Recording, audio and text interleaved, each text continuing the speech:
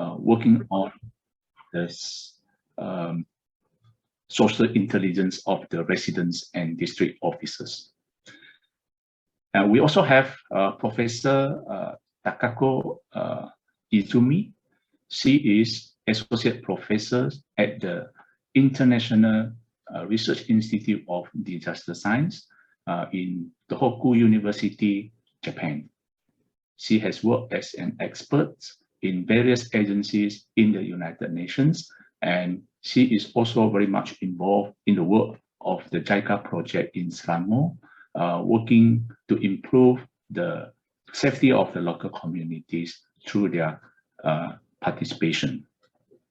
So thank you so much, Professor Nagahata and Professor Takako, for joining us in this session today.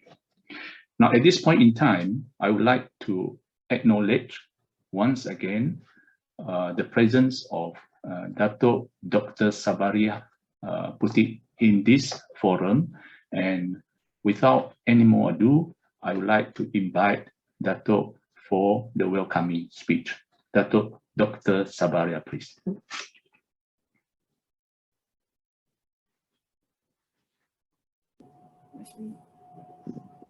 Thank you very much, Mr. Fang Chengzir, for your welcoming, for your. Okay, good morning, everyone. Dato', permanent secretaries, heads of departments, and our senior officers, who are here this morning. It's my pleasure to be here. I hope you can hear me well. Are you able to hear me well? Yes. Yes, Dato'. Okay, thank you. Because there's so much noises outside my office. It's my pleasure indeed to be here with all of you. I would like to welcome to our panel of experts and speakers that are able to be with us this morning. Professor Nagahata Makato from the Meiji University, and our Associate Professor Takako University, Japan, and your good friend who are also willing to participate in our program this morning.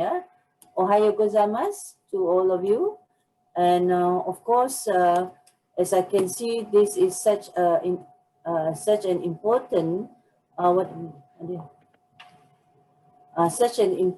session that we are able to be with our Japanese counterpart from the other parts of the world. And my gratitude also and appreciation to Leadership Institute, especially our Leadership Institute, Mr. Ismail Said and his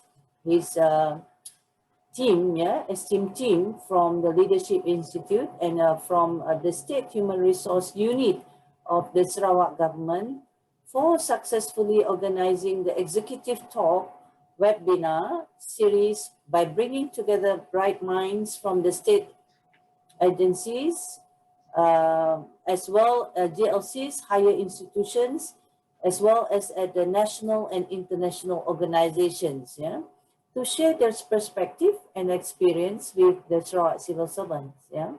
In fact, I must say that, with the global pandemic that is that has been here for 2.5 years now, the whole world are experiencing such a transformation and a change in terms of the way we embrace learning and continuous learning. The challenge for us in this context is, as a developing nation, the need for what we call that connectivity. A good connectivity is essential. This is a big challenge for all of us, But nevertheless, as you can see today, we are able to tape through our digital format, yeah, in a webinar form, that we are able to connect with the best experts and speakers from other parts of the world who has been with us before. Yeah. As Mr. Fang has mentioned earlier, yeah, this is a series of webinar that we have for the 2021. Yeah. For example, earlier we have Sarawak Digital Transformation, yeah, from Sarawak Multimedia Authority CEO Dr. Zaidi. Yeah, we also have in terms of productivity, yeah, in relation to well-being, yeah, Dr. Silva Vansigam, Ratna Singham from the Mental Health Association.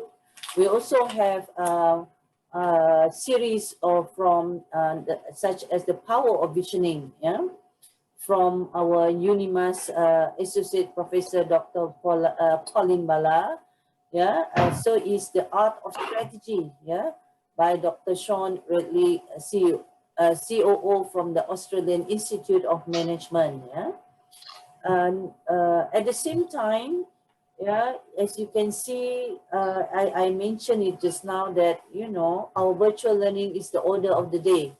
Yeah, in fact, it's a new norm, but Leadership Institute and SHRU has been able to, which I'm very, very grateful to see that and witness that both organization has been able to work together in a form of partnering and cooperating, yeah, to ensure that the momentum, yeah, the momentum of learning and meaningful learning and professional developments for the Sarawak Civil Service is continuously being upheld, yeah, through a webinar. And this also provide a feedback session.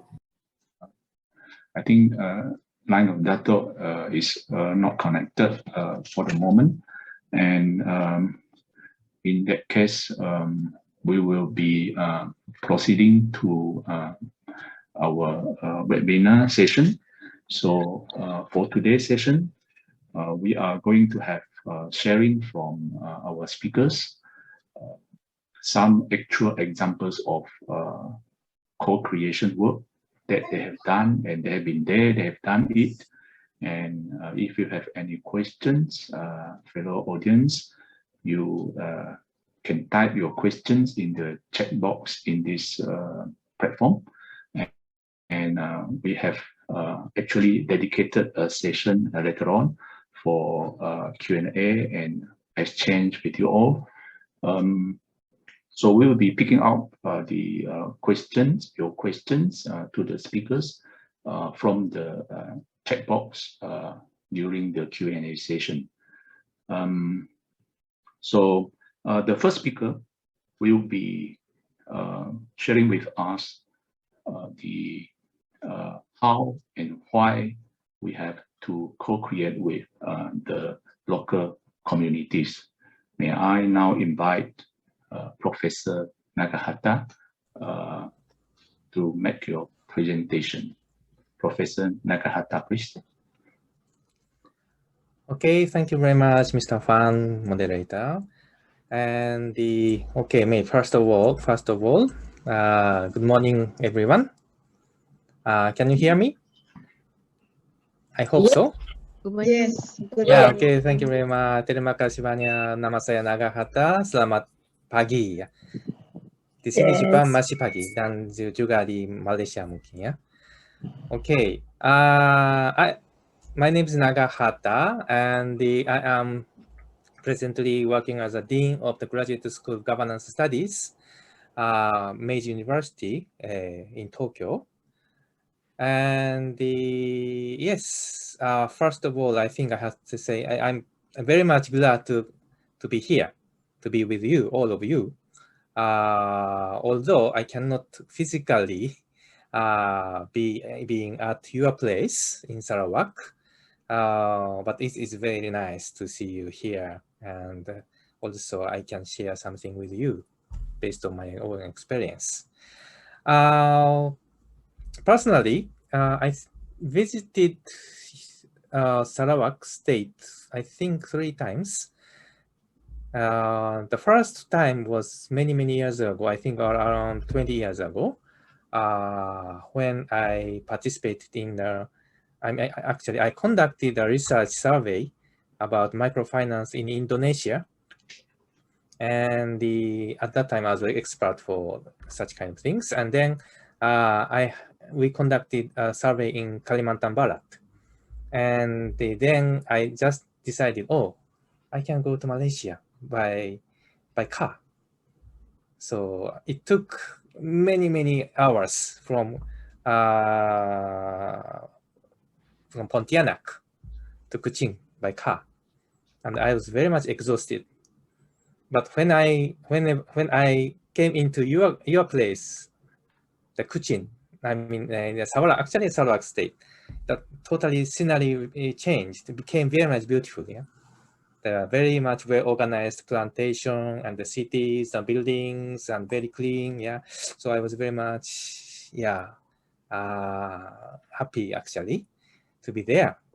And then the second time and third time, I participated in the Razak School of Government program, collaboration with our university to have some seminar with the government officials there. And I visited Kuching again and also to Miri. So again, I was very much happy to be there, to enjoy everything there. So I really want, I want to visit again. But anyway, before that, I think I have to share my views about the co-creation between maybe between all the stakeholders, but especially between the local government and government officials and the local community. So let me share my presentation now.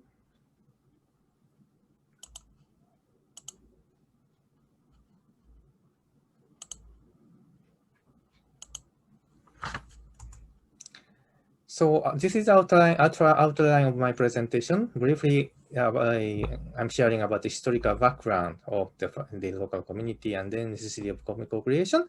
And then I will show some interesting cases in Yokohama and then conclusion. So firstly, maybe I have to, I think this is a very important point, that why we need to co-create or collaborate with the local community. Because the local community is has a very much important function in our society.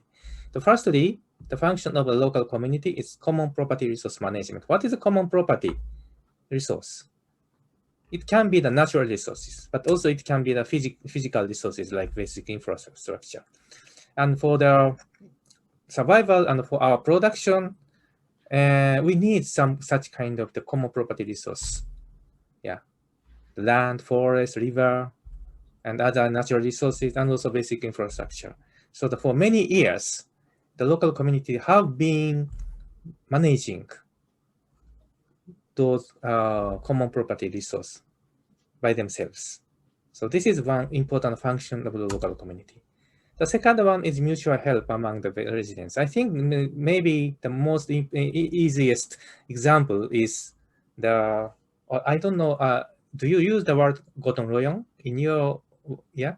In Indonesia, they like the word gotong royong, helping each other. For example, maybe for the planting paddy or harvesting rice, or maybe just repairing the houses. Yeah, the community people are helping each other. So these are also the very important function. So this is because it is very important for them, and because most of the residents have the common lifestyle, and they think that they can continue their life. Then the third function of the local community is the source of identity. That is, as I think in Lebaran, just after the Ramadan month, many of the people living in the city, many of them want to come back to your hometown. Yeah, And that is, I think, a kind of a sign that still we have some identity in our hometown or home village. Yeah. So the local community provide the source of identity for all of us. Yeah. So these are the three functions of local community. So maybe I can show this kind of the picture, that the local community is the center of our life. And the government and other sectors, other actors are just interacting with the local community. However, we have been experiencing the very, very big change. That this change was happened by this modernization. The modernization is characterized by these two actors. One is the nation state, and the second one is capitalist market economy or private sector. Example, as I said, that road and irrigation is the kind of the common property resource for the community. But now, most of the roads or irrigation or other infrastructure were constructed and maintained by the government, not by the local community. So this is a very, very, very good indication that how the government, the nation state, the public sector having the very important roles now. On the other hand, the wedding or funeral ceremonies, I think some of you have experienced very recently. Some of you are very much not so recently. And in traditionally, wedding or funeral ceremony was done and arranged and conducted by, I think, the community people, the local communities. But now, especially those who are living in the cities, yeah, we are just asking the private sector to arrange. So this is also the very good indication, example that how the private sector are providing very many kinds of services for us, okay, which used to be provided by the local community themselves. So this is the kind of the picture of recent situations. The government and the private company are becoming much, much larger, and the role of the local community becoming much smaller. Sometimes the local community is just only a place to live, or maybe sometimes for the very much busy Japanese businessmen, the community becomes just only place to sleep only. Yeah. And as a result, yeah, the role of local community as a self-governing organs gradually declines, and the community people increasingly depending on public services. So I think the most of the participants are working in the public services. So you're every time you think, oh, why the local community people are asking and requesting and requiring many things to the government. Yeah. So this is one thing. And another thing is everyone becomes so busy for earning money through the private sector, because without money we cannot get many things. So we are very busy for earning money, and the other things are just passed to the government because we are paying the tax. So the government should do anything, many things. And the private citizens, we are just, we need to work very hard to earn money.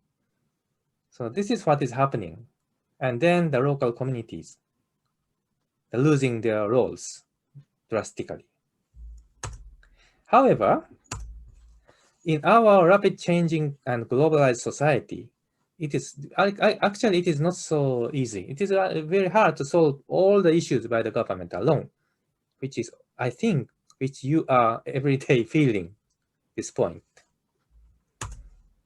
And then also it is obviously necessary that community people will take some initiative to be engaged actively in the process of solving social issues and development. So a very good example is so-called new normal under this COVID-19 pandemic. Yeah, we need the people, their change of their behavior, attitude, and lifestyle. But how we cannot just pause them. We cannot push them to do that. We cannot force them to do that. We need that those people, they can take initiative to change their lifestyle in order to protect the life. So how the community people's initiatives can be taken, and they are engaged in activity to work with the government. So this is the issue, and the co-creation matters. Okay, I have some small question, 2 questions. The number 1, Keegan-san, can you show the number 1 question and the polling? Yeah. Yes. Have you ever heard anything about Yokohama City? I will now explain something about the cases in the Yokohama City. Oh yeah. Oh. Thank you very much. Yeah, now answering. Yeah. So majority around 70% or 60, now 69, 70%. Heard something about Yokohama City in Japan. Yeah. Yeah. Still, you now, yeah, we can see that 72%. Oh yeah. Okay, thank you very much. Okay, so yeah, we can see that the majority of the participants here know something about Yokohama City. Okay, so let me show some facts about Yokohama City. Okay, yeah, okay, just close the.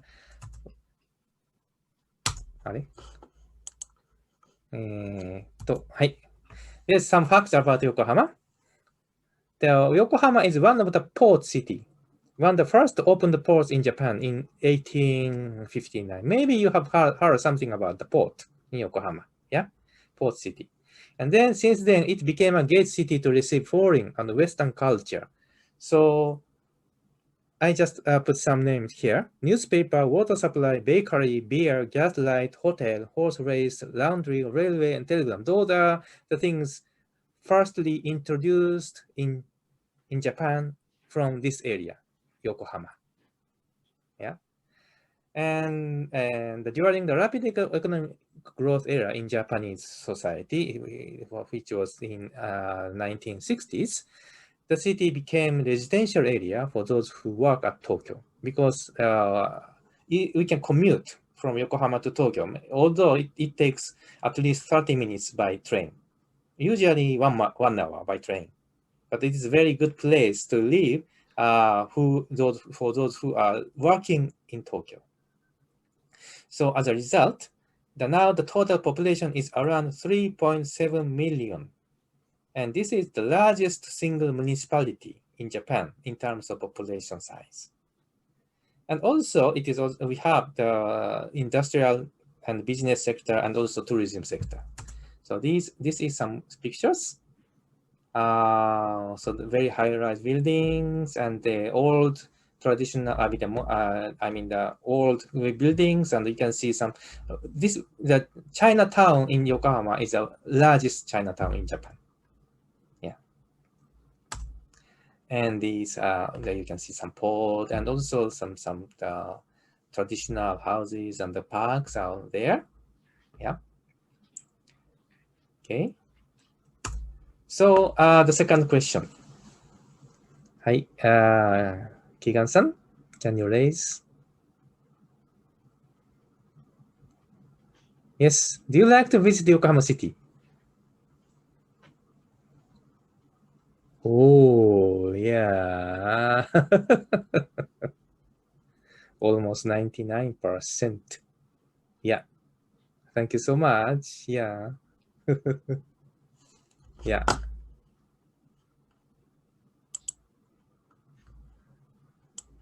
Okay. Yeah. Okay, thank you very much. Yeah. Unfortunately, in this situation of COVID-19, I think you have to wait for the situation. But please visit Yokohama City. Although I can't invite you personally because already 202 participants want to come to Japan, to the Yokohama City, so I cannot invite. But please try to come here. Yeah, it's a very beautiful place. Yeah, and there are many things that you can visit and you can see and enjoy. Okay, thank you very much, Keegan-san. So just close, yeah, it. Then, I just like to show the 3 examples of co-creation in Yokohama City. The first example is the residents' initiative to complement the scarce public services. So this is a story which happened to the so-called Dream Heights. Dream Heights is the name of residential area in Yokohama City. And I can show you the, okay. Yeah, so this is a typical scenery of Yokohama City residential area. So the buildings of the houses and also the many houses already there, yeah. So during the 1960s and 70s, because of the rapid population growth, yeah, you can see here that many residential areas here developed here in Yokohama. And as a result, here in this Dream Heights area, 2,270 households, mostly young generation at that time, yeah, 1970s, they purchased the land and the houses. And as the rapid expansion of population, the city government, Yokohama City government, could not provide enough educational welfare services. So the child nursery care, after-school care, meal delivery for the aged, salon activities, those are very much scarce. I mean, the local government could not provide because of the limitation of their budget and the manpower. And then the local people started to provide by themselves. Yeah. And then the local area management council was established by the local NPO. NPO is NGO in your country, or neighborhood association, and schools and the local government. So local government is just now a part of this collaboration, the local area management council, initiated by the residents themselves. And then local government was involved to participate for the local area management. Yeah. So now most of the population, I think, getting older and older. As you see, in 1970s, they started to living. And at that time, they are very young. But now they became very old. And their children, they are living in different places. So many the single household with only the household only with the elderly people living there. So they need to help each other. So they started many kind of facilities and activities by themselves, and the local government just being involved to help. Yeah. So this is one example. Then, oh yeah, this is some pictures. Yeah, provided the meal services and eating together, and this is a place for their meeting. Yeah. And the second one, for the young parents. Yeah. So this is the background. Okay, what happens to the young parents in Yokohama City? The many young mothers are taking care of their children alone.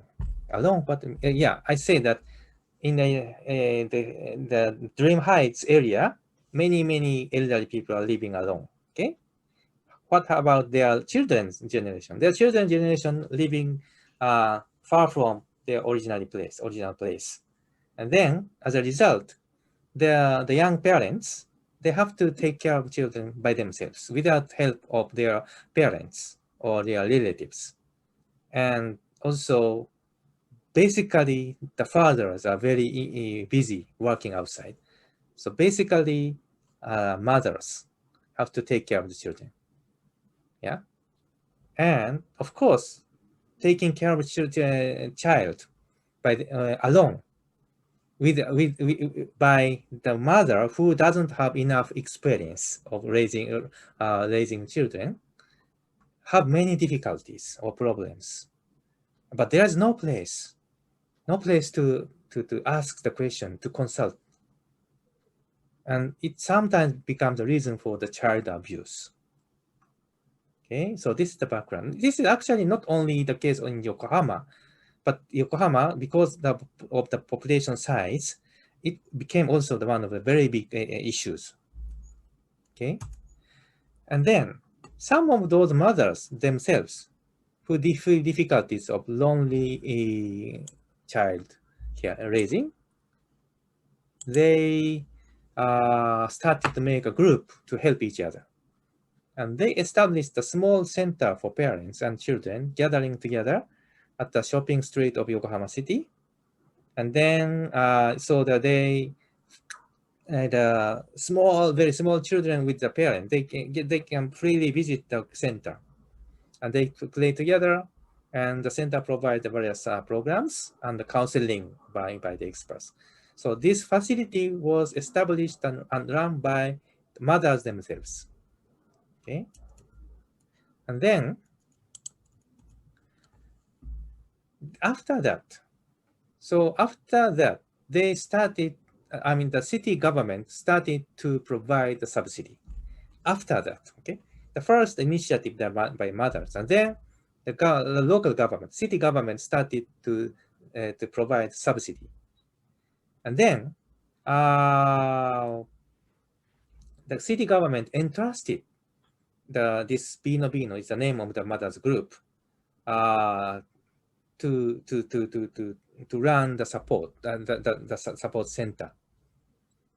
And after that, the national government, central government, the Ministry of Health and Labor and Welfare, they started new policy to support promoting the child care support center established, operated by local people. That means first, initiative by the mothers, and then acknowledged by the city government. And finally, it became the national policy.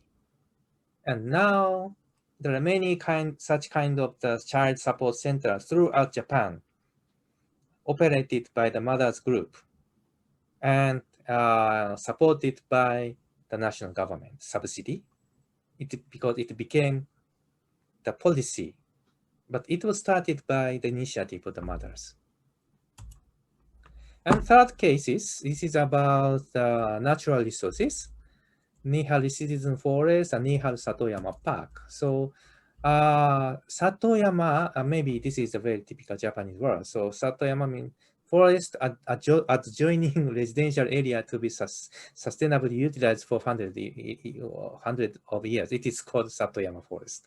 Okay, and then you can see there are many Satoyama forests in Yokohama area. Because of the rapid population growth, this is the green area became very rare. So you can see here there are many houses are constructed even in the hilly area.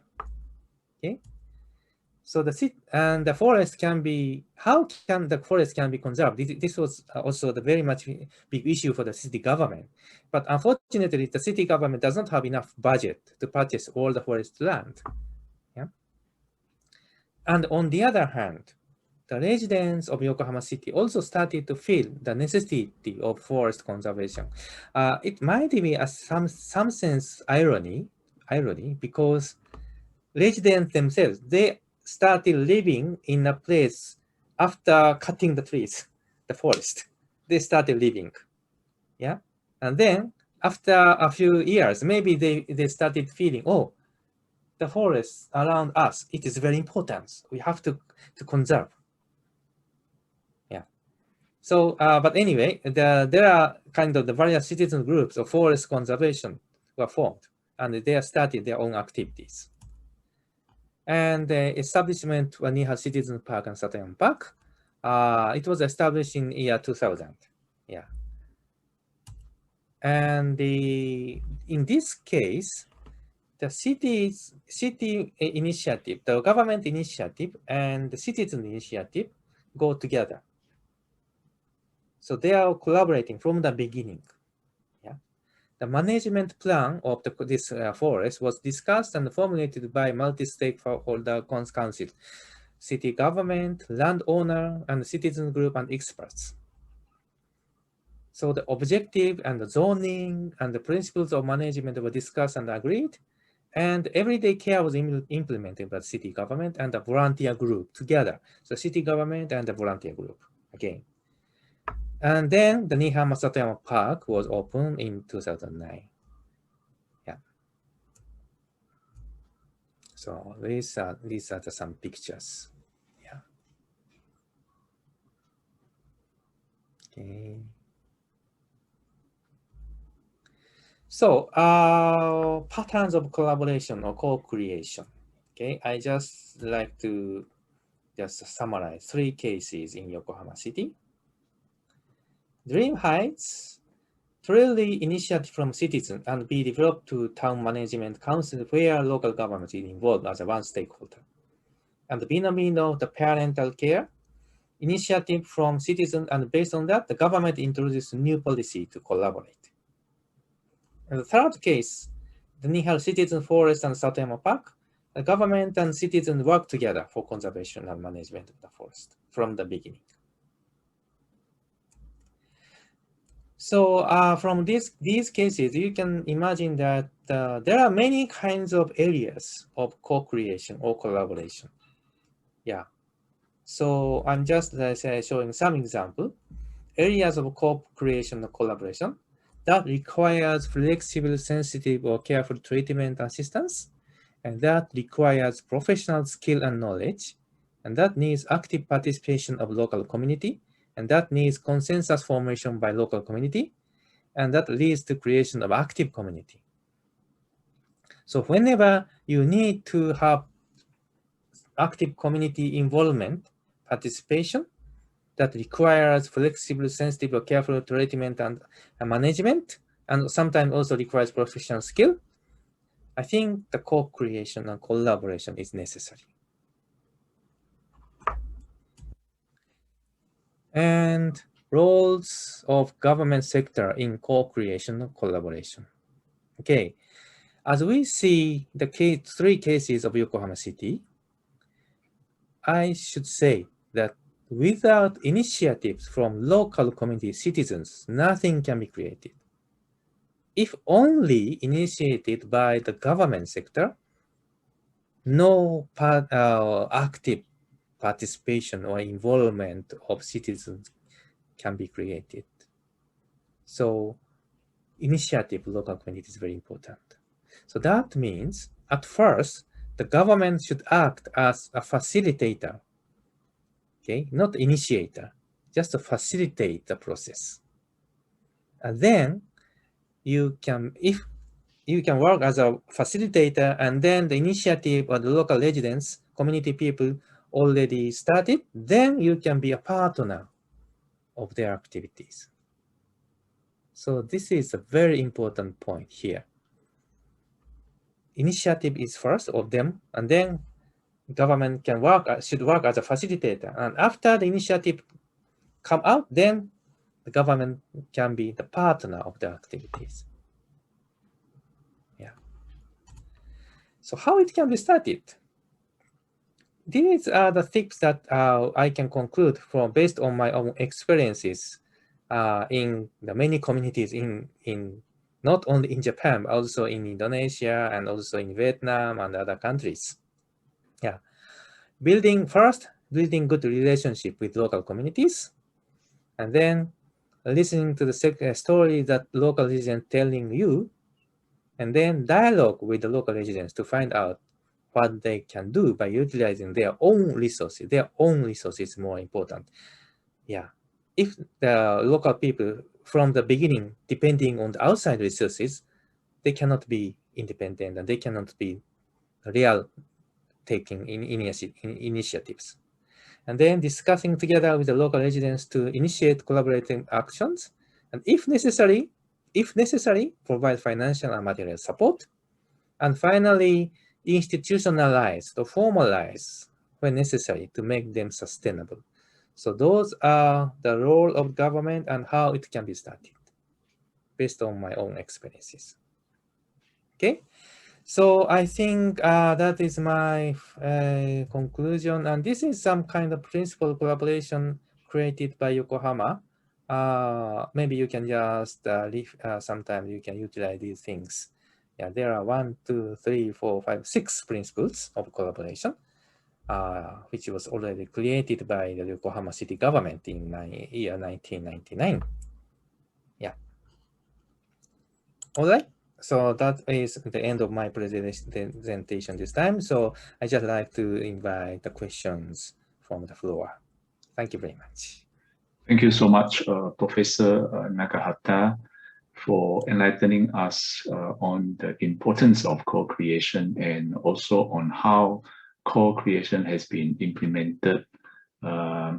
Initially, ideas from the ground and the community, which was brought forward to the government, and they co-create the childcare support center as well as the forest park. I think this is really awesome. I think we are able to get connected with Dr. Sabaria again. And also we have to acknowledge the presence of Dr. Alice Jawan and Mr. Richard Long. And together with all the other audience, if you have any question, please type in your questions in the chat box, so that we will be able to pick up the questions in the chat box for further deliberation. In fact, earlier on when I was listening to the presentation of Professor Nakahata, I was thinking how best we can start off a co-creation project but I think you have actually answered that in one of your slides, how it can be started.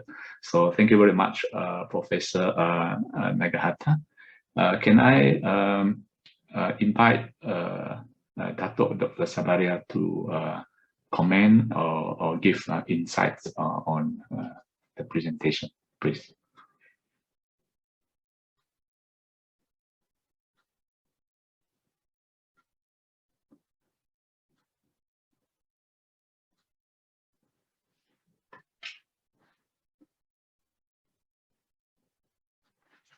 Or we have Dato Alice Jawan.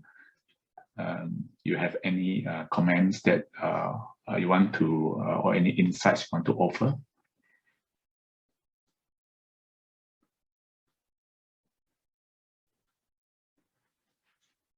Now we are getting questions from the audience.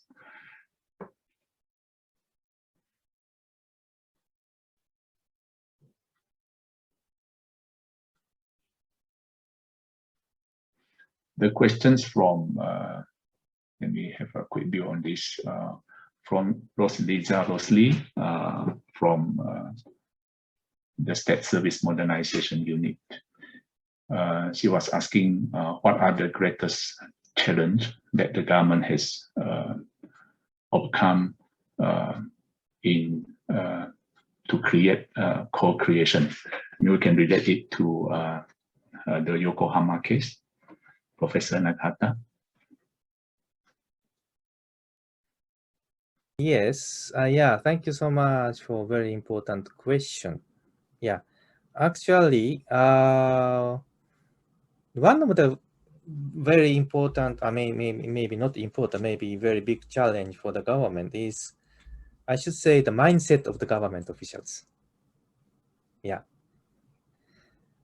because the government officials, they are in some sense very much serious, and also actually they are very sincere to respond to the community people's demand. Yeah. So every time the local government officials and also officers and also staff, they are facing to the residents many kinds of various kinds of requests, demand, needs. Yeah. So they are accustomed to respond quickly and to respond with full dedication. Yeah. And but unfortunately, at the same time, the city government does not have enough resources, time, budget, and manpower. So what happened? Then kind of frustration.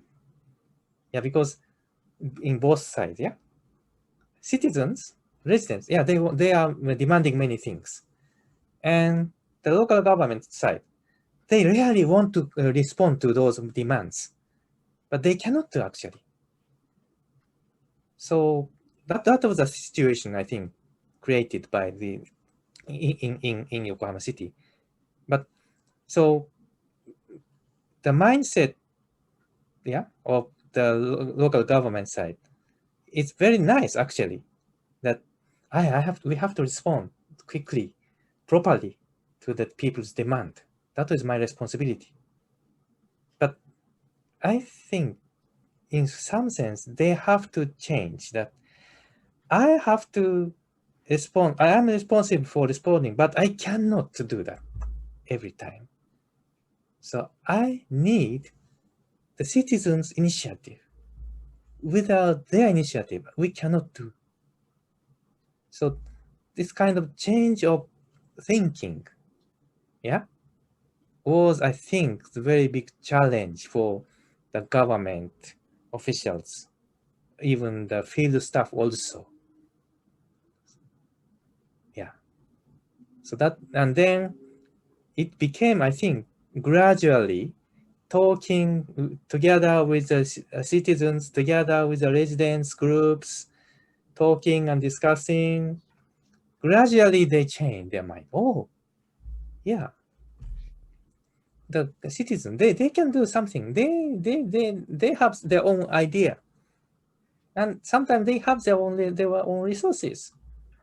But that kind of understanding was only created after talking with them, after discussing with them.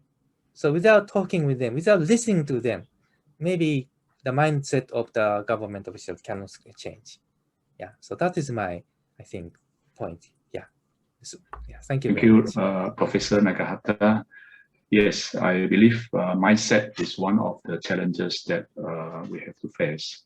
I'm going to bring this subject matter to our panel discussion later on. I believe there are many more other challenges that we can further deliberate. Now, I have another question from Mr. Muhammad Ali of Social Welfare Department. He asks, what would be the best approach to make NGO become strong and independent? At this moment in time, a lot of the NGO are still relying on the government. Your views, please, Prof. Yeah, this is also one of the very much biggest challenge even in Japan.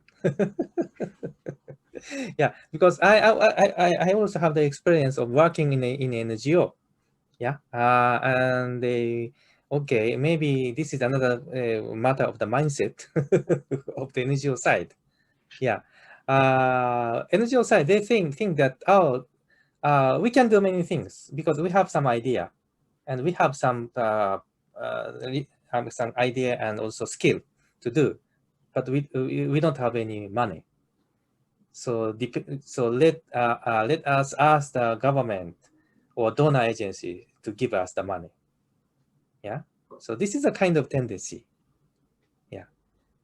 Then one of the things now the government, Japanese government, try to do is to create more kind of friendly environment, more positive environment for donation. Yeah. If the people want to donate their money to the private non-profit organizations easily, maybe those NGOs can easily get their funds, not depending on the government resources. So the government started to change, to improve a kind of tax exemption, yeah, to that for the NPOs, for those who donate money for the NGOs, yeah, they can deduct some taxes. So such kind, not only that, but the government tried to create kind of an environment for the NGOs that they can easily get the donation from the public. I mean, from the general people. So this might be one way. And also maybe, I think, but at the same time, an NGO should change their mind, not depending on. And how can you do that? Maybe you can discuss with them. Yeah. So that might be, yeah. Thank you very much. Yeah, thank you, Professor Nagahata. We have a lot more questions, in fact, that we receive from the audience, but we will try to deliberate on those questions during the panel session.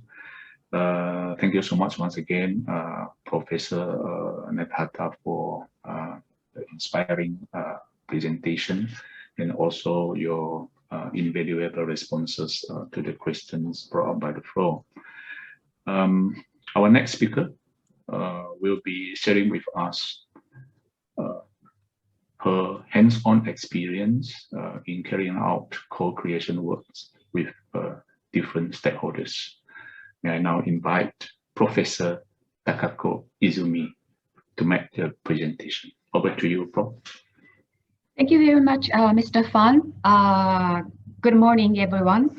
My name is Takako Izumi from the International Research Institute of Disaster Science in Tohoku University in Sendai, Japan. And thank you very much for your participation in this very important seminar.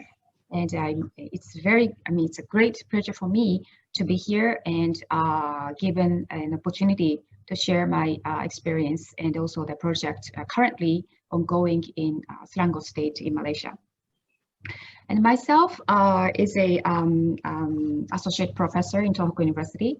But before I take this position, I was in Malaysia for 6 years. And I was working for one of the international NGO. So I have a great memories in Malaysia, and I miss a lot of friends there. And after this COVID-19 situation is resolved, I really looking forward to going back to Malaysia, and definitely will visit Sabah Sarawak state as well. Okay, so I'd like to start my presentation. I will change my screen.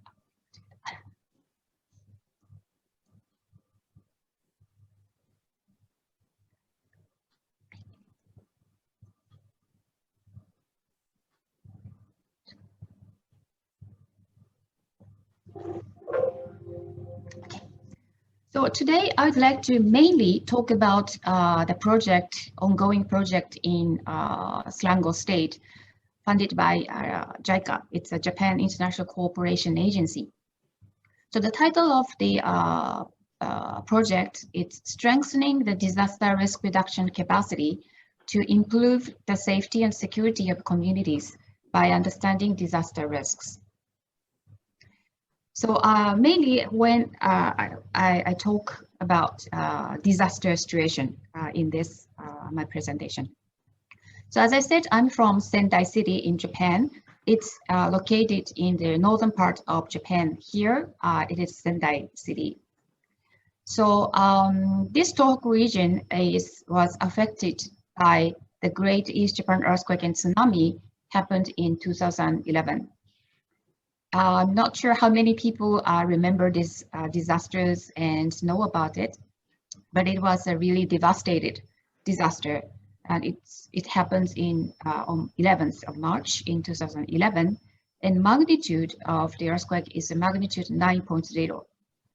From this scale, you can imagine how big the impact was. And more than 19,000 people were killed and nearly 20,000 people killed. So this year, it's a 10th years anniversary from the Great East Japan Earthquake and Tsunami. However, we are still working a lot for reconstruction work, even after 10 years. It's simply because the scale of the disaster was really big and huge, and it takes long time to recover not only the infrastructure, but also getting back their livelihood, and also mental health and education and awareness, etc. And I think Sarawak State is also facing to the ocean, and I think there are quite similar characteristic between Sendai and also Sarawak State. And you may have quite a lot of floods, and also you can feel the changing climate and global warming situation. So the last 10 years reconstruction work, and of course that was the very devastated impact and damage. So we had to start recovery on infrastructure in such a big scale. So we established long seawalls, and we also created the sort of the mechanism of, it's called multiple defense. Then also we did a lot of relocations of the communities to higher ground. So this multiple defense means if you are hit by a very high tsunami, it's very difficult to avoid and reduce the damage and risks only by seawalls. So that we put multiple defenses, including the seawalls, and also a lot of plantations of the trees, and also elevated road and also the elevated residential areas, so that we have quite the different types of reduction measures from the infrastructure aspects. Then after the reconstruction of the infrastructure, of course, we have to be very considerate on the livelihood, getting back livelihood, and also the health issues, especially the mental health issues. So in this region, there are many people who are taking the fishery and agriculture as their livelihood. So it was very urgent for us to get back all these very important industries, and also to get back other service sectors and businesses. Then not only to recover, but rather we have to strengthen our preparedness capacity through the education, and also a lot of activities such as creating the hazard maps and also evacuation drills. And these activities were conducted usually with the collaboration with local governments and communities and academia, as well as NPOs and different civil society organizations. Then this is one of the examples of the recovery work. This is a seawalls in the process of rebuilding seawalls in Tohoku region. And these are the towns to actually selected to have the quite high seawalls, and you can see high walls, and they try to reduce the impact of tsunami when they were hit by quite very high scale of tsunami. But it is still not completed, but we are still doing this construction work. Then on the other hand, there are some cities and towns decided not to have these high seawalls. So in that case, mostly they did a lot of, quite a big scale of the relocation works. So the people who are living in seacoast, they were moved to the high places on high grounds and to be relocated. So you can see there are different types of reconstruction works and disaster risk reduction works for the future. And in even the last, after 10 years, it's still ongoing, and we still work quite a lot for the people who damaged and affected this very big scale of disaster. So here, I'd like to ask one question to all of you, and I hope Keian-san, you can show the screen. Okay. My question is, are you familiar with the concept of disaster risk reduction?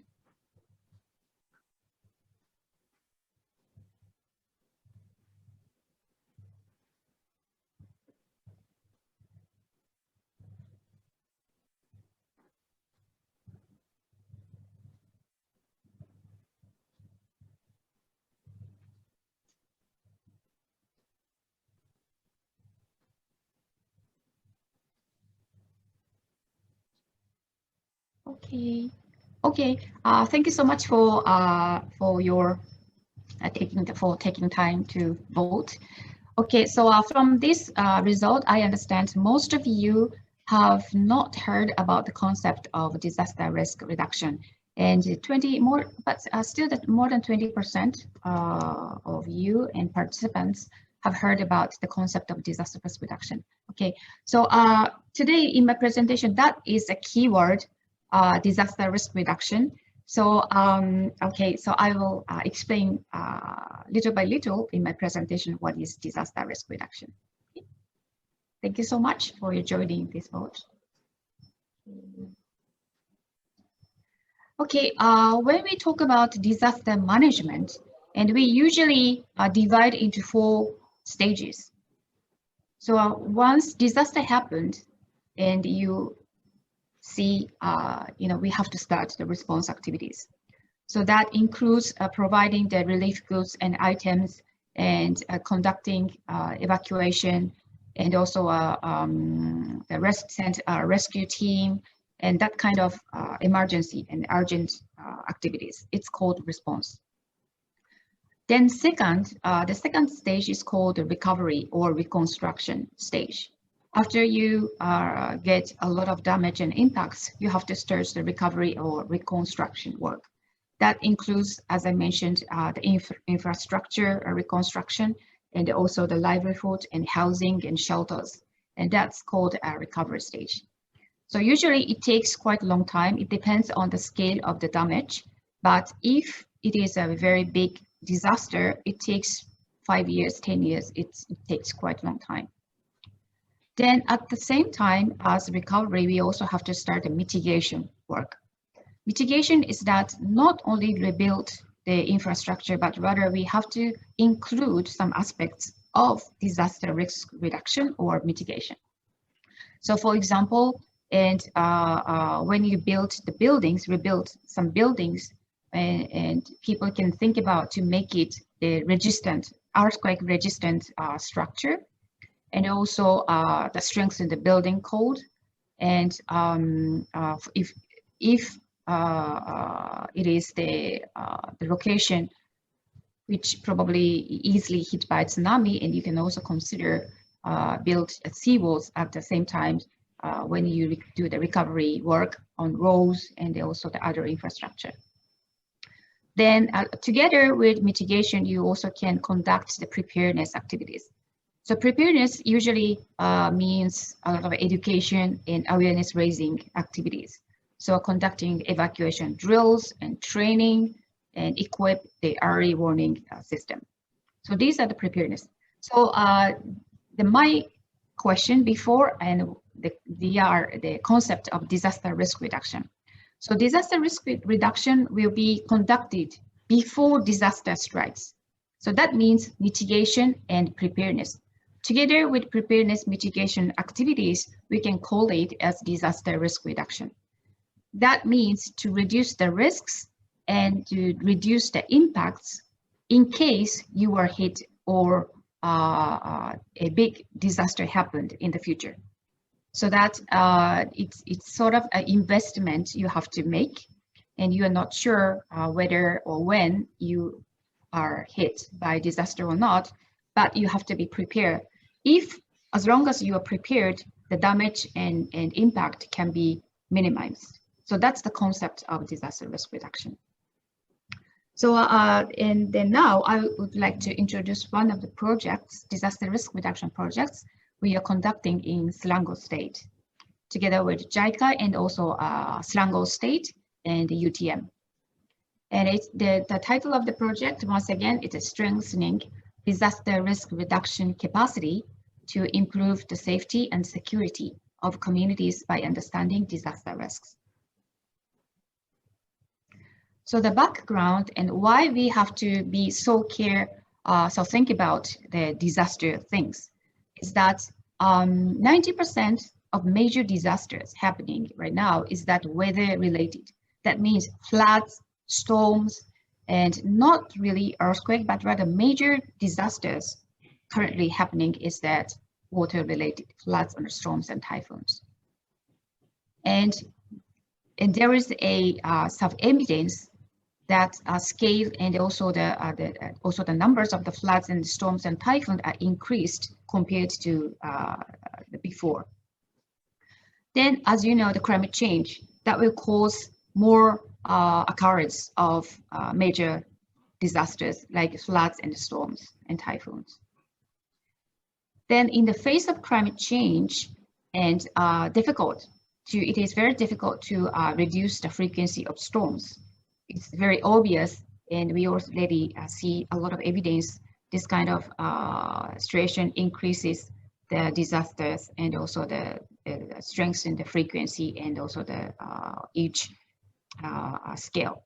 So in that case, we have to have a better risk management and mitigation, and reduce the death tolls and also the heavy losses of assets and heavy damages. And project background, why we started it in Selangor State, is that in even Malaysia as a whole, the disasters is mainly increased, in particular floods and the storms. And the Selangor State has disaster risks with various geographical features in mountains and river and coastal areas. So that, and it is very critical for both local communities and also governments to have a common understanding toward local disaster risks. What is the risks you have in your residential areas and also office areas? Then knowing disaster risks, then you have to take some measures for disaster risk reduction, which is also led by community and also together with the local government. And that is the key to make it sustainable. So that project has the main idea and objective is that here in equip local governments as well as community leaders with the skill and the know-how to build a disaster risk reduction program at the grassroots level from the bottom up. So it is very important to work together with the local government and also the communities. As I mentioned, that's the key to make it very sustainable. Then there are two key functions and also the characteristics in this project is that one element is that science-based. That's the reason why we in academia is involving in this project. So of course, the community itself create their own hazard map, but together with the science, we can make it much strengthened and also to make it more accurate. So to understand the disaster risks. And another one is that these projects has to be community driven and community led. So they are the ones who have the ownership. We will help them, but they are actually the key actors to start these DRR activities. And in Selangor State, we selected 4 project areas, the target areas. 2 areas are prone to flood, and 2 areas are prone to landslides. So these are from 3 states, but 4 areas. One of them is that Kampung Tok Muda in Kapar. that is very prone to flood. Then another one is Ulukulan, and this is also plant prone to landslide. Then another area is that Batu 14, it's in Hulu Langat, and that is also prone to landslide. Then another one is Kampong Sungai Selai, and located in Hulu Langat as well. And this is this area is prone to flood. So 2 flood and 2 landslide prone areas. And we have mainly 5 phases in this project. First one is very important to understand the disaster risks. So this is done by combination of the community knowledge and the local knowledge, and also scientific evidence and analysis. Then we will conduct the training, the local leaders, and to discuss about the list and disaster risks, and also and what we can do in the disaster risk reduction stages. Then increase knowledge of communities on disaster risk and preparedness. So and this will be done by together with the local leaders, and local leaders can talk by themselves and about disaster risks to their own communities. Then the next, after they understood disaster risks, they can make a plan and implement disaster risk reduction activities by themselves. But we will of course help, and what kind of activities would be good to reduce the risks they are facing. So that will be a lot of discussions and meetings together with the local people. Then after they conducted their own disaster risk reduction activities, then we also have to consider how to make it as sustainable. So in that case, also the local government will have a very key important role, because they are the ones who can lead, remember and monitor the activities together with the communities. So this is in that sense, this is co-creation between the local government and communities, and also civil society organizations, and also the academia as well. Then I will explain a little bit more details step by step. And the first one, as I mentioned, understand disaster risk is very important. So how to do it is firstly, and we conducted a kickoff workshop to share the plan and activities with local stakeholders. Because without their collaboration and participation, of course, we cannot conduct this project. So we explain about this project itself and why we need their active participation. So this is the first step. Then secondly, we try to collect and consolidate disaster data, the disaster history, when you had what types of disaster happened and had in your history, and what scale and what level of disaster were they were. So we collect these types of data. Then based on this data, we will do some analysis and modeling and simulation to identify the disaster risks more accurately. So after this, we developed a risk, it's called the disaster risk report, and explained what kind of risks you have mainly in that 4 targeted areas. Then after we launch and publish this disaster report, and of course we have to share the content with the communities and local people. So we conducted a workshop for communities and community leaders to understand the disaster risks we identified. So this is the step 1. And step 2 is that we have to strengthen their knowledge and awareness on disaster risk reduction. So first one, we develop a training module for disaster risk reduction community awareness programs. So actually we are currently in this stage. We are in the midst of developing the training module, and it's a guidebook. It's called the guidebook. And it can be used for trainers to conduct trainings for communities. So after we finish this module, we start the training for trainers in TOT activities for firstly local government. In this case, disaster management unit under Selangor state. Then after that, and the local government officials of disaster management unit has to conduct the trainings for local government and also that community leaders. Then after that, and these leaders have to talk with communities to let them know the disaster risks and what kind of plan we can make together for the future disaster risk reduction. Then the next step is that this is the really key part. But firstly, we conduct training. It's called town watching.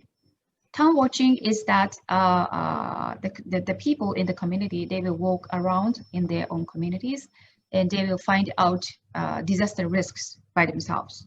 Then they will consider how they can solve these issues, and if not, and they have to think about who can actually take the actions to mitigate these kind of risks. So in this way, they will identify and plan the disaster risk reduction activities in community, and also by communities in collaboration with local government officials. Then they have to conduct community-led activities, which they already planned by themselves. Then, and I think it takes quite probably 6 months or so to finish all these disaster risk reduction activities. Then at the end, they have to share what they have done and knowledge they experienced, and to hopefully to other states and other stakeholders as well. So these are the very the simple flow of this project. And these are the partners in this project. Firstly, the Selangor State Disaster Management Unit. Then this is us, International Research Institute of Disaster Science, IRIDIS, in Tohoku University in Sendai. Then Japan International Cooperation Agency, they kindly funded this project. Then also another partner from academia is the Disaster Preparedness Prevention Center, DPPC, under the UTM. So these are the core members who make a plan and implement this project. And so far, I'd like to share some photos from our past activities in this project. And this is a launch meeting. And as I mentioned, we have a responsibility to inform them what we plan to do. And then we have to ask them and request them to join us, and also to share their knowledge and experience and work with us in the towards the end of this project. Then this is the part of the data collection. And as I said, to understand disaster risks, it is very important to collect disaster data in history. So to do that, we worked and we got a lot of collaboration and contribution from different agencies, Japan and JPS and JMG and a lot of government agencies. And they usually have a lot of data and also materials, and they kindly shared with us. Then, of course, it's very important to conduct a community engagement. So I also visited Malaysia before COVID-19 quite many times, and to meet the people from the community in target areas and explain what we plan to do, and also to gain their experience and knowledge and opinion and inputs in this project. And we make a plan this project together. It's exactly co-creation with the different stakeholders. Then we also conduct a field investigation, and we will see the target areas and what will be the disaster risks for the future, and what kind of activities we can do to reduce disaster risks. Then this is a disaster risk report, as I mentioned before. This also includes the both scientific and also the community contributions into the identifying disaster risks.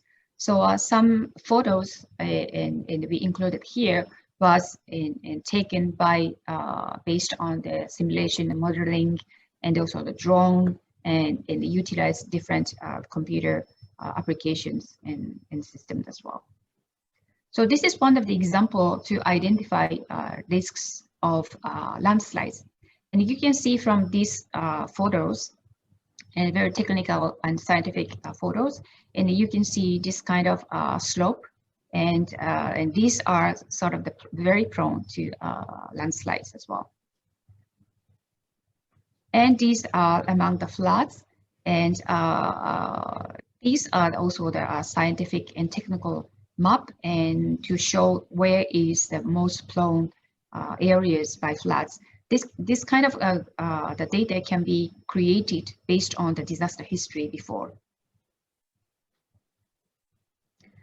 Then after we published disaster risk report, of course, we have to hand over to the state, Selangor State, and he is the state governor. So he actually made a press conference and introduced the disaster risks and how they try to tackle in the next couple of years to reduce these disaster risks. Then we also conducted a knowledge sharing seminar and to Malaysian experts who also contributed to the the sharing the disaster data. And we also sent from Japan and some disaster experts, and they share how to create that kind of technical and digital maps, and how we can work together in the future. And this is the photos from the risk communication session with the community members. And we conducted these sessions in different target areas. This is at Ulukulan. And the participants are mixed from the local authorities and government, and also the community leaders. Then this is from the Fulangat. And this is also and participated by community leaders and local government. And this is the risk communication sessions at Kapal as well. So once again, the key word in this project is that the first one is that to understand understanding disaster risks, and actually hazard maps is a very, very important tool to understand disaster risks for everyone. Then we have to also share those tools with communities themselves as well. Then to do that, it's very important to of the risk communication. We have to inform them what kind of risks and they are facing, and how we can reduce those risks. So that to communicate and also send the message to the community is also the key in this project. And currently what we are working, as I mentioned, we are trying to develop a guidebook for trainers. And this is not completed yet. We are still working on that. And once it is done, I'm sure we will share this guidebook on website, so you can download this, and once it is done. And this consists of mainly 3 parts. First one is module 1 is the basic of DRR for communities. We are explaining what is disaster risk reduction for community. Then module 2 is understanding hazard and risks in your community, how they can understand and know hazard risks. Then module 3 is steps for local DRR planning, because this project is really require the ownership and the leadership of communities itself. So we have to talk about and how they can make a plan and conduct these projects by themselves. And of course, we will help them, but the owners and the leaders itself is them. And what's next is, unfortunately, because of this COVID-19, we cannot go to Malaysia and we cannot still conduct these sessions and community activities. But once the COVID-19 situation is resolved, I hope we can start TOT trainings for trainers to government officials and community leaders. Then community itself, they can start planning and implementing the community-led disaster risk reduction activities by themselves. Okay, so my presentation is that's all. Then thank you very much for your attention and attending this workshop. Thank you. Yeah, thank you, Professor Takako, for an inspiring presentation, enlightening us on the real power of co-creation in the Sendai and Selangor cases. Indeed, the success of the disaster recovery efforts through cross-collaboration of the stakeholders, which I see that in the Sedar case, we have contributions from the academia, the government, as well as the local communities. I think that is exemplary and awe-inspiring. Thank you very much, Professor Takako, for the presentation. Now I have a question here. Earlier on, we were discussing with Professor Nagahata on how best to start off a co-creation project.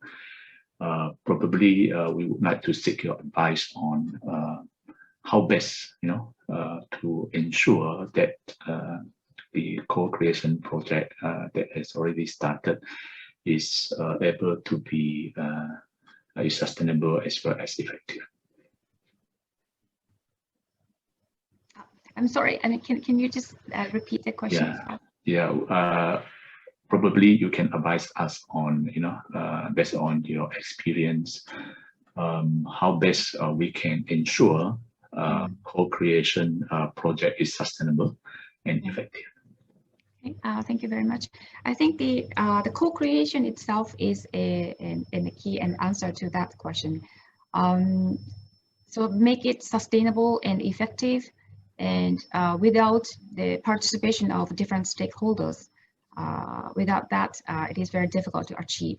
So that the participation of the local government and communities, and also academia and different stakeholders, and hopefully maybe civil society organizations, and that's also the very important thing. So that leadership, to do that, I think leadership of local government is also the very important thing to encourage communities to join the activities. Yeah, thank you, Prof, for your insights. Well, ladies and gentlemen, I believe as we gather from both presentations by Professor Nagahata as well as Professor Takako, we get a better understanding of co-creation in the public sector, which is about the public organizations and the citizens working together to deal with societal issues.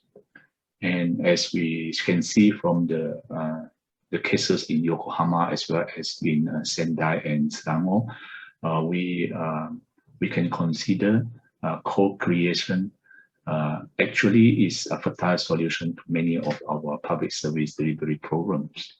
So I believe a lot of our audience here like to know more about co-creation. So I'm going to begin the panel discussion.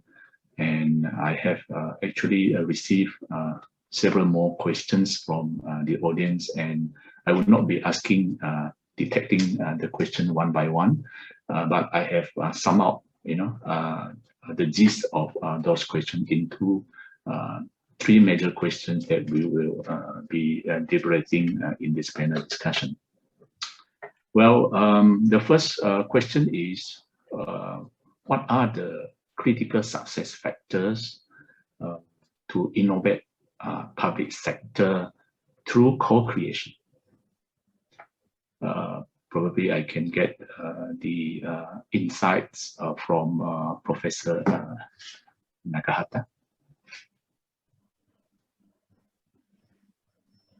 Okay, yeah, thank you very much. So the point is what are the success factors for the public sector to achieve the co-creation? Yeah. Yes. Okay. Yeah.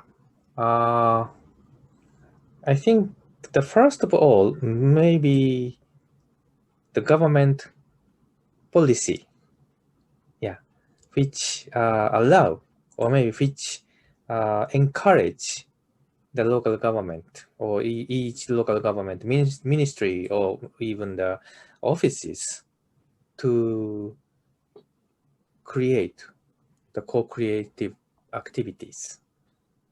So without such maybe the state government, the main policy that the co-creation is necessary and you have to do something to achieve something through the co-creation. I think the local government officials, even also the staff cannot work properly. So this is maybe the first basis, And then, although they are encouraged or they are instructed by their atasan, their boss, or maybe but maybe they don't know. The problem is most of the government officials or even the field staff do not know how to do it. This is just not in my own experience in Malaysia, but in Indonesia, your neighboring country. When I worked with national park officials there, they are requested by the central government that they have to work together collaborate with the local people. But they don't know how to do it because they are just, sometimes they are just protecting the nature, protecting from the citizens, from the residents' activity to the forest, to protect forest. So they are confronting each other. But then the central government asks them, you have to work with them. So the next point is the change of the attitude of the government staff, or even the officials. I think that the government can do everything, government can know everything, government should do everything. I think you have to change such kind of way of thinking and way of doing. To be a partner, to become the partner, I think if we can think something about the partner, word partner, maybe between the husband and wife, if you are the good partner of your your spouse, what is necessary? I think you can imagine, to be a good partner. So to be a good, so the basis is the government policy, but then the change of attitude and change of way of thinking is also very necessary to become the partner. Okay, maybe I should stop here. Maybe there might be other things, but this is the thing that I can share now. Can I say a few areas that first I would like to apologize earlier on, because as I said, the connectivity become a big challenge for us. Suddenly I'm lost in space, halfway through, secondly, this is the situation that I'm at this point in time as well. As I said, we are running a public kind of, it's a model of co-creation at our local context, But as I can see it, what both of you are stressing on, earlier, I can hear Professor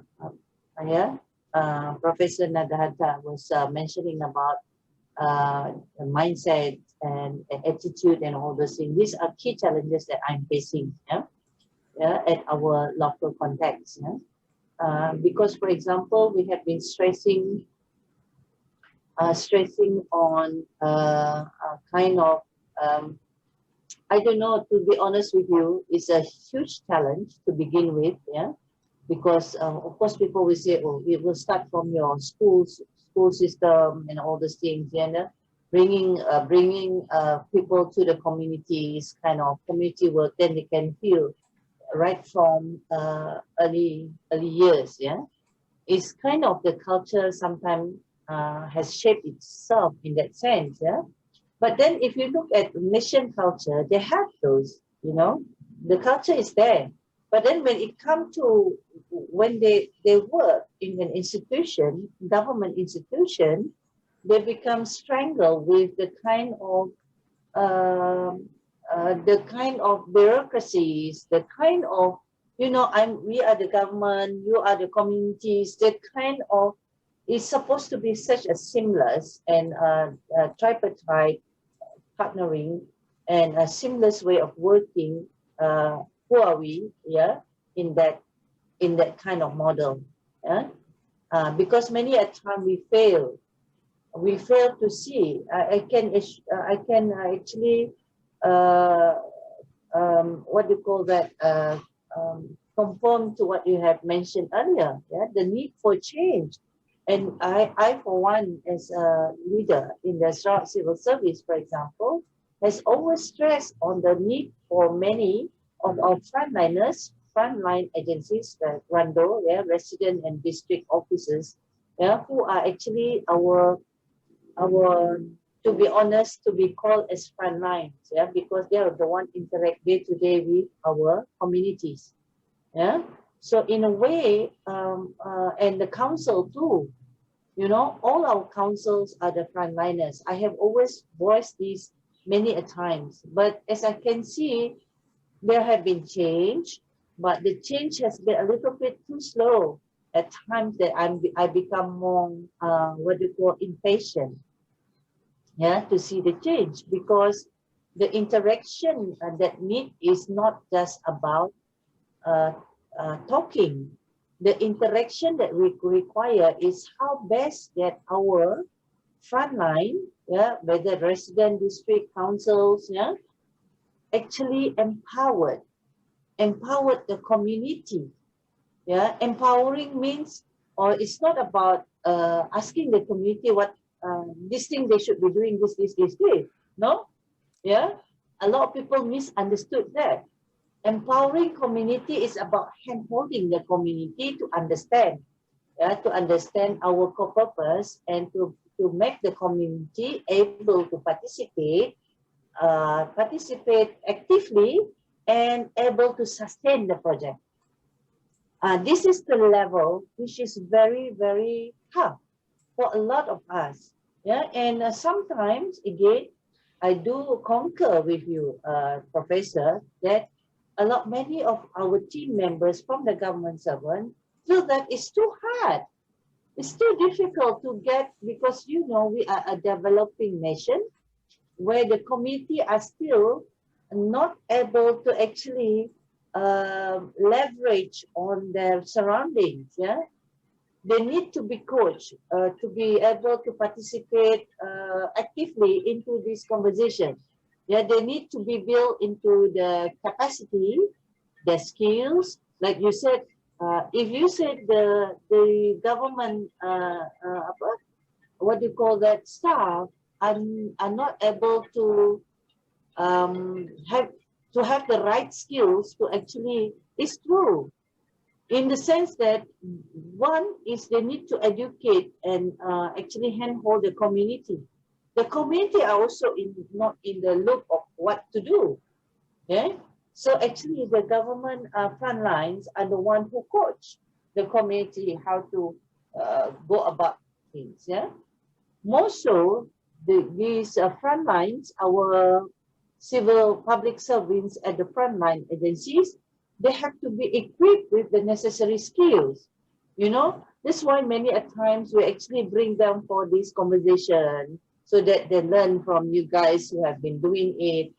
I can see that, for example, your Dr. Takako, yeah, your good self was mentioning about your projects at the different in West Malaysia, for example, yeah, it's very structured.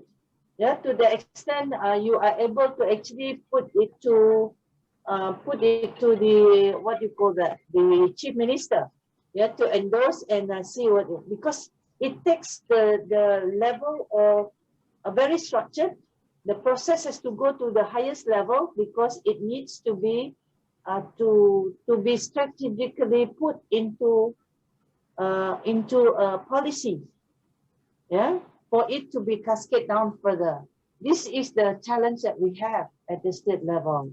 Yeah, a lot more conversation from your side with our team and our frontliners, who I believe have to really take this challenge if we were to move into a very successful co-creation kind of model.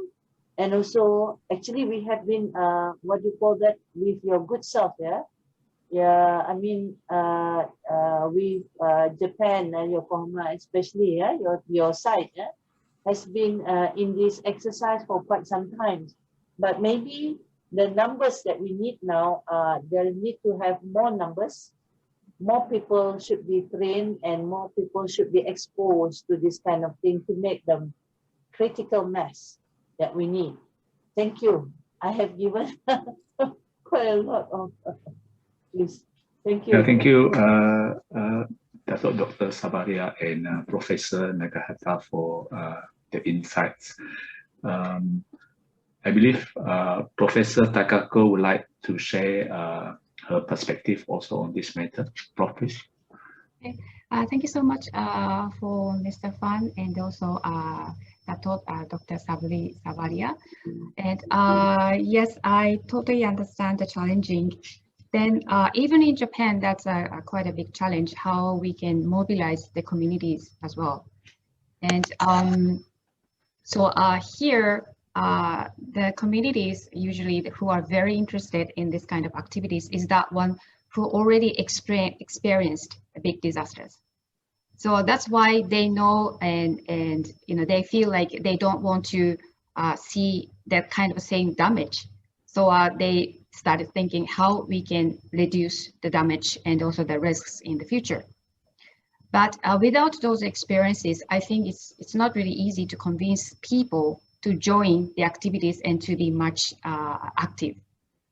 So that's why in this project, we had to select 4 targeted areas which are more disaster prone. So I think that's also one of the key issues. We have to really, at the beginning, have to select which one is the most suitable areas and a target in this project.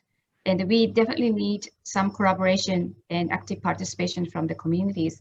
Then we also have to find out who are the most interested in this kind of cases, and most likely the ones who already experienced, you know, the very difficult challenges in the past. So they are the ones who really know and understand why it is so important. Then, as I mentioned, the leadership, definitely the leadership of local government and the state level and also the national level. So in Selangor State, and we are very lucky, and Chief Minister is very supportive, and they established a disaster management unit itself under this the Selangor State. So they are very collaborative, and they are very eager to understand and how they can do the disaster risk reduction works. So that kind of, you know, the leadership and also eagerness is very important. And without that, I think it's very difficult for us to say, okay, this is important, but it's not really convincing enough. So yeah, I'm not sure if it is an answer to that, but we also have to understand who are the ones who are very interested in this topic, and have to, and also to mobilize the leaders who are the ones who can, mobilize the communities and have the most influence. Then I'm sure in Malaysia, now you have NADMA, a national level of disaster management agency. If we only focus on the disaster issues, now national level you have such a strong agency right now, so that they can also they are promoting the importance of preparedness, so they can work together perhaps with the state government, and as Dr. mentioned, in the cascading, you know, thing is very important. The top, it's not really top down, but it is also important as a leadership. in the information from the top and also the bottom, and they can also provide and contribute some information and experiences. And in that way, and we can have such a very good and the best and co-creation activities. Thank you very much, Professor Takako. We have sufficient time for one more question. And I'm going to bring co-creation into our local context for the Sarawak Public Service. So the question is, how do you think what we can do to move co-creation forward in the Sarawak Public Service? Dr. Sabaria, you want to share your perspective or insights on this bringing co-creation to a step or higher in the public service? Yeah, in fact, thank you, Fang. Yeah, actually, for the benefit of both professors, in fact, we have what you call that the last 10 years. In fact, yeah. The last 10 years, we have what you call the transformation of the Sarawak Civil Service. We call it SCS 1020. In fact, one of the key outcome is to build that high-performing team, yeah, among all agencies. Yeah, we have 100 kind of CEOs, yeah, heads of department, permanent secretaries, general managers, as well as CEOs of government-linked company, working as a synergistically as a high-performing team. Yeah, because you see, our public sector behaves like very hierarchical. Yeah, it's so much top-down kind of. If you don't appoint the head, the one down there won't move. You know, it's like a big dinosaur. Yeah, sometimes. Yeah. So how do we go about it? Yeah, we actually build what you call high-performing team. Yeah, get all the heads to be together first. Yeah, because many a times when we want to co-create, not just with the community, but among the civil public servants first. Yeah, because we have the frontliners, the councils, we have the ministries. Yeah. And we have the central agencies like planning unit, yeah, and all those legal units, yeah. All these actually have to be working in synergy, yeah. So having to co-create even within the public service require us to actually get all the heads together. Yeah, this is so big challenge for us, yeah, because when we actually want to address solutions on the ground, yeah, it takes maybe 5 or 6 agencies working with the community. Yeah, it's not just one agency. Yeah, so it needs the central agencies, it needs the rest, the frontliners as well as the communities. Yeah, so we want to make sure that all these agencies, yeah, working in a team first. Yeah, for example, even just build rural areas. Yeah, we have, you know, rural roads and rural facilities. Yeah, we have all these agencies working together with the other sectors, also not just the community, but we also have what you call is the political masters, yeah, representative in that area, yeah, to command his team and all those things. So the idea of building up this team or team spirit, we call it, in the public service has been established since 2010 when we began the journey. Yeah, but as I said, it's just a decade. Yeah, because it takes much longer time for actually to institutionalize all these kind of behavior, changing the behavior and mindset. And we are hoping that by now, at the very least, the head of department are able to work seamlessly. Yeah, for example, like today, I just call everybody, you know, other agencies. So is other agencies, they can call, we created what we call as a WhatsApp group, where now we have, you know, one disaster team where we have to work together with the federal agencies, yeah, the state agencies, because you know in Malaysia we have a federal and state, yeah. So the federal and the state agencies have to work in synergy, and so is the frontliners and so forth. Yeah. Then we have WhatsApp group for disaster team. We also have a WhatsApp group for heads of department. We also have a WhatsApp group now with the residents. Yeah. So a lot of WhatsApp group on the premise of whether it's going to be a specific projects that requires the community to come in, they will create another group. Yeah, this one has helped us a lot. Yeah, yeah. But as the two of you rightly put, yeah, sometimes there is also a need to get this more structured. Yeah, more structured, because by the end of the day, we want to make sure the cycle that we do it in a manner where by the end of the day, we're able to go into a cycle for improvement to make sure the outcome is better by the day. And there's also a process of improvement many times. Yeah?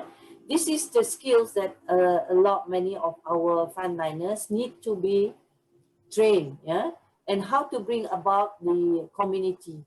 Now we should be moving this year to 2030, yeah, moving into the next level, yeah. Even though the first level we say community participation, but it looks like there's still a gap there, yeah. There's still a gap there. So your conversation today are very, very useful. In fact, you know, as what do you call that? As a sharing, and to ensure that we are able to move into that next layer, the next level, where we bring in the community. Because the pandemic today is all about community involvement. If the community are not adhering to the new norm, are not adhering to the new SOP, the government will fail. Yeah. So way forward for the Sarawak Public Service now is how best can we actually bring the community as part of this managing our pandemic. Yeah, because it's a public health. It's not it's a public health issue. I believe Japan, I mean at your level where the community already very law abiding, very much into this new norm. Maybe it's a little bit much better than us in Sarawak. Yeah? We are still trying to enforce everybody on the street. We are still enforcing the community to behave themselves in the workplace, in the malls, and all. So there's a lot more to be done. Yeah, that's my take on this one. Yeah, thank you, Dr. Sabaria, for your insights on co-creation in the local context. Yes, HPT, terms that is familiar in our public sector. We do have HPT projects where projects undertaken by a number of organizations in the public sector, working together with the local communities, with the academia, as well as with the NGOs and so on and so forth, to address societal issues. So that is a good example of what co-creation has been happening in Sarawak. Well, I have 1 or 2 minutes more. I would like to acknowledge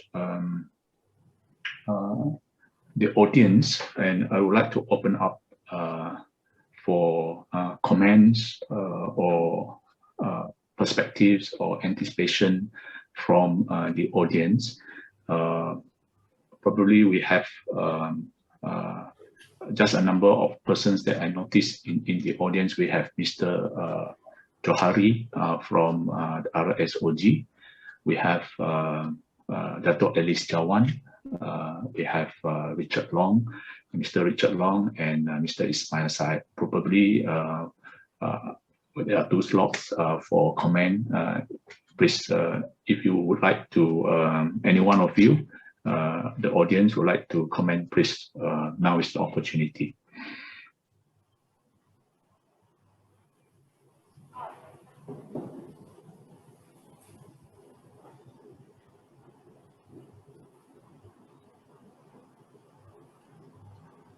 Mr. Ismail, are you here? There are two Ismail from Razak School or what? Mr. Johari from Razak School. Okay, Mr. Ismail Johari. Ismail Johari.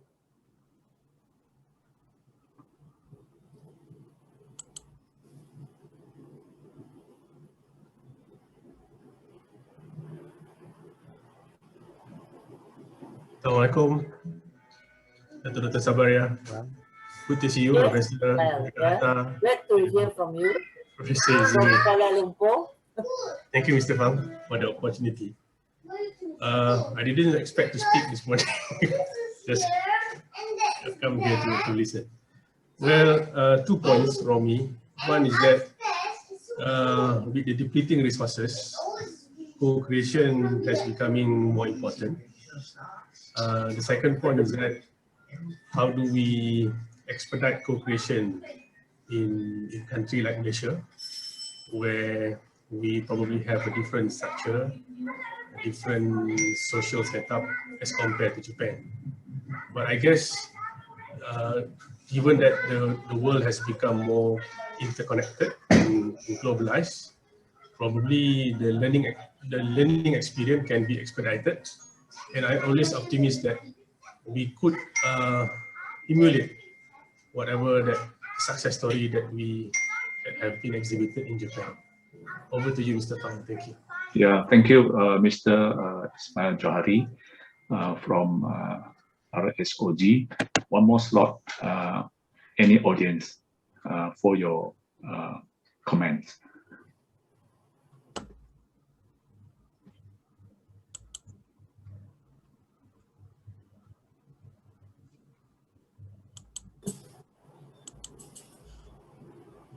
All right, probably we can have some final words from our panelists. Dr. Sabar. Oh, okay. I would like to take this opportunity. It's a pleasure indeed, yeah. And would like to thanks both our panelists this morning, yeah. Professor, Professor Nagahata and also Professor Takako, yeah. I believe it has been very, very enlightening for many of us, yeah, in your sharing. Yeah, and we hope that to continue this journey with both of you.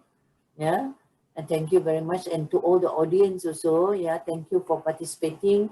And I hope this session has been useful to many. And of course, put your feedbacks if there is any form of request and other what you call that sharing that the audience would like Leadership Institute to take it up.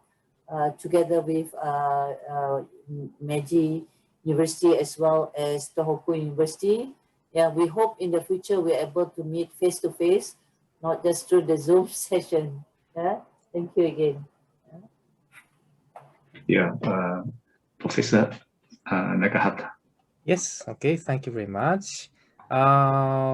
Actually, the co-creation or collaboration among multi-stakeholders, including the local government and the civil society and the community and also the corporate sectors, is not so old even in Japan. It had already just started within maybe in this 20 years. Yeah, and still developing. Yeah, and at the same time, I think in Malaysia, you have your own good traditional culture that the people in a community working together and helping each other. This is, of course, in the Malay community, but also some other ethnic groups. They have their own such a tradition. So in that sense, please believe in your strengths.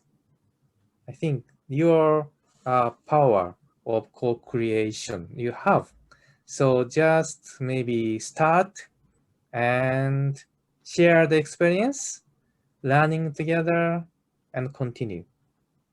The most important thing is please trust your own power of co-creation and also trust the community people themselves. So So that is my final comment. So thanks so much for giving me very much important and precious time to being with you, discussing with you, and sharing with you. And I'm really expecting to come to your place someday in the near future to say hello and also to discuss more. So thanks so much, Dato Dr. Sabaria, and also Mr. Fan, and the coordinator and organizer of this seminar, and also all the participants. Thank you so much, and see you again. Sampai jumpa lagi. Prof. Takako, please. Yes, thank you very much. And I think the key, one of the key things is the preparedness and also the thinking in advance and planning. That's not only the natural disasters, but also like the pandemic COVID-19. We have already experienced both natural disasters and pandemic, so that based on don't waste this experience, but rather you should utilize this experience effectively and please use it for future preparedness. But when you prepare that and the inputs and co-creation and also the inputs from the local communities is very important, because they are the ones who know the local history and knowledge and culture, everything. So they are the very, very important resources. And leadership, again, the leadership of the local government, and you are the ones who can take an action at the beginning, then you can mobilize all the communities. So I really hope to see a very good in co-creation activities in Sarawak State, and hopefully I can again meet you and in face-to-face in the future. And I really look forward to exchange some information about the disaster projects. And if there is anything we can share, and I'm very happy to do it from Japan, also about the Selangor State activities. So lastly, and again, thank you so much for your participation, and thank you very much for your invitation to share my experience activities in this very important session. I really learned and a lot, and I look forward to our future activities and co-creation. Thank you very much. So thank you so much, Dr. Sabaria, Professor Nagahata, Professor Takako, Mr. Johari, all members of the audience. Indeed, today's session on the power of co-creation has opened up our horizon and our exposure to the world of social innovators by offering us a lot of case studies as well as references for us to foster more co-creation activities in our service delivery. And it is foreseeable that in the future, we are going to be seeing more co-creation activities so as we are able to co-participate, to co-create, as well as to co-decide together with the public organizations and our local communities for our common good. With that, we have come to the end of our session. And thank you very much once again to all involved. Just a quick reminder to the audience that kindly fill out the attendance form as shown by scanning the QR code shown on the screen now. And also fill out the evaluation form, because we really appreciate your feedback. And we have actually prepared some mystery gifts to give to the selected respondents. So please make sure that you have put in the correct information about you so that we are able to get back to you. And we have also provided the link. We are also going to provide the link to access the webinar materials and also the recorded session, so that you will be able to access those information. With that, thank you once again, everybody. Hope to see you again soon, and have a good day. Thank you very much.